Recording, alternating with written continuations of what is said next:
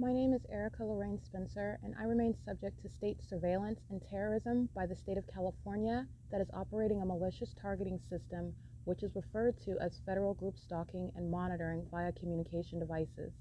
And it is in violation of federal stalking statute 18 U.S.C. sections 2261A subsections 1 and 2. My website and podcast serve the public good by publishing evidence of the public entity's ceaseless engagement in a pattern of conduct intended to stalk and monitor via communication devices, surveil, harass, and terrorize an American citizen in concert with the people of the state of California. Documentation serves the lawful purposes of wide exposure, federal prosecution, and influencing federal legislation with policies specifically designed to punish, dismantle, and disincentivize an unprecedented targeting system by a public entity that acts in concert with the people of the state in order to criminally place under surveillance and terrorize an American citizen, which is a matter of public corruption in the state of California. You can re-qualify the tenant and verify that they can continue to pay the rent.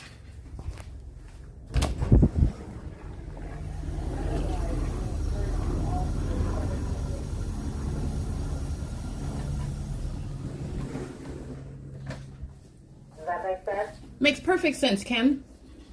Okay. Okay, yeah. So what did he say exactly in his email that kind of was alarming? Where he mentioned your name, Erica. He mentioned, let me open the email. It is 10:17 a.m. Let's see. Yesterday he sent, and you can see what I clearly sent to everyone, nothing about any $15,000. So I'm just stating that he mentioned my name, which I don't appreciate that, but it's very clear what I told everyone is the requirement. But in some text messages, and he emailed me and Maria. Maria could see him too.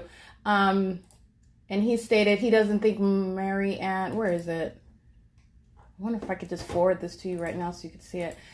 He mentioned that I don't think that Mary Ann doesn't understand the process, and that I sent it to you right now, Kim, so you can look at it. And he sent a screenshot of the text messages stating that he's not going to sign forms releasing her. And if you want me to sign, then you need to agree to a buyout agreement, and that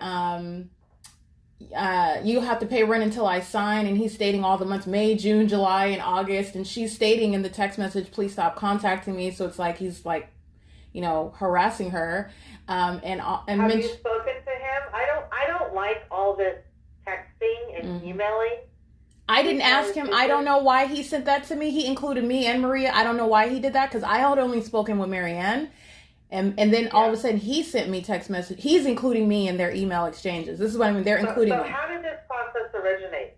Mary Ann gave you a 30-day notice to vacate? Yes, and then I sent everyone a response, everybody in the household, giving them the requirements. Which was perfect. I read that. Right, and that's what happened. So the next day, the immediate response is this Joey Lemkin. Okay, his response he is kind of chaotic, but aside from that, he is emailing me in response to 30-day notice, and then he rescinds that 30-day notice. And so I don't get that until the next morning. Yesterday morning, I responded in email to everyone that I have accepted, or I've received his rescinded 30-day notice. Please proceed with the original instructions for the request for a change of occupancy. Nothing changes then. He's not moving out. Nothing changes. Proceed with what I already told you. And that's when I get a call from Mary Ann and a call from Joey, and they're both telling me stuff. I didn't tell Joey to send me anything. I didn't ask him to send any emails. He did this on his own. Okay. Mary Ann, I had a discussion with her, and I reiterated the fact that yes, roommates do have to agree. She did not mention to me the fact that she was told that, she had to pay, that Joey mentioned my name when he's mentioning $15,000. So perhaps she was calling to find out if I am indeed requiring 15, and I didn't even know that was the case in text messages, but it was clear in our conversation on the phone that I stated the same exact thing that's in the email, and that all of you have to agree. I would recommend perhaps maybe you can speak with your other roommate. Well, I don't think we, I'm not following really your language about they all have to agree. So they all have to go through the process is what they have to do. So they don't have to agree on anything. If Mary Ann wants to move out, move out. However, Mary Ann, in order to release you of rent responsibility, you need to provide us with a change of occupancy, releasing yourself from your rights to the security deposit, and the other two staying behind have to qualify and continue on under the lease. Right, that's what I explained. I mean, agree insofar as signing the form. So the language about agreeing, I don't think is necessary. I think we just want to stick to the topic at hand, right? Which is, I understand you want to vacate. I understand now, what's his name? Joey. I was stating that they have to agree to sign the want form. They do. They all have to agree to sign the form. If he doesn't agree, you want to stay behind. Mm-hmm. I understand. I think you just need to have a conversation with Joey. I think you need to call him and express, listen, you've got a roommate that's going to vacate. We want your cooperation in processing a change of occupancy. You're welcome to rescind your notice and stay behind if you qualify. Mm-hmm. And so please. It is currently 10:21 a.m. This is Kimberly Fletcher. This is SCI, Maria Solis, and Selena Robledo. They are engaged in the criminal elements of monitoring, and also Speaker Companies as a third party, which is the malicious means whereby I am subject to the same exact pattern of conduct. The entity is engaging in what is terrorism, sounding helicopter activity in relevant position. SCI is hereby threatening while engaging in that and providing criminal facilitation to that end. It's 10:22 a.m.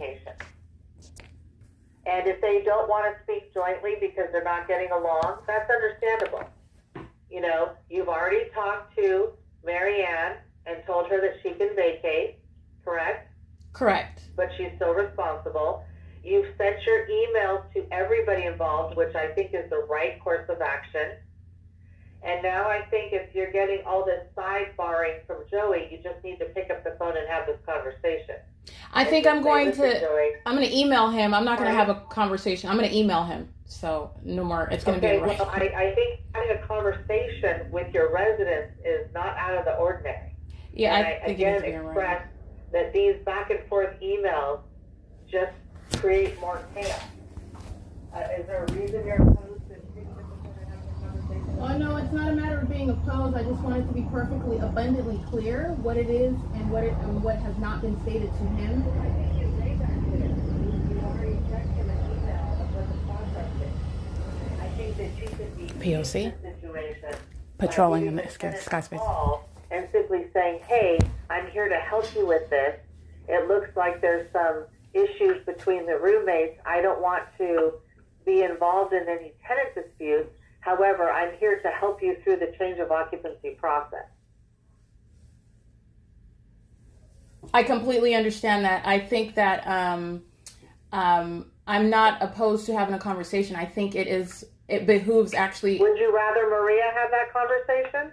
No, it's not I mean, if you're saying you prefer a conversation, I'm not preferring it. I'm saying I suggested at this point, right? You've got all these emails. You've got all these people calling you, texting you, emailing. And in an I think it's time somebody picks up the phone and just explains the process and how we can help without getting involved in a tenant dispute. I can do both.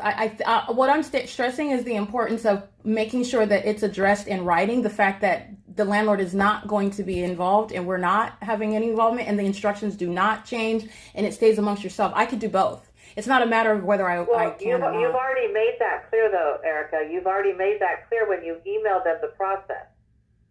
Yes, I did. So you have it in writing, right? But he's trying to come back on you and say that you said anything different. You've already got that documented in an email. And right now there's it's open and I need to close that. He made, my name has been mentioned when he's talking about $15,000. That needs to be addressed. But yes, I can do it with a phone call. I'll do that. Hold on. Where is that?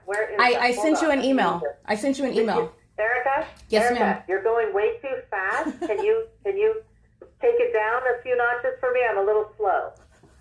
I sent you an email? Okay, I'm going to read it right now. Okay. Give me a minute to read this.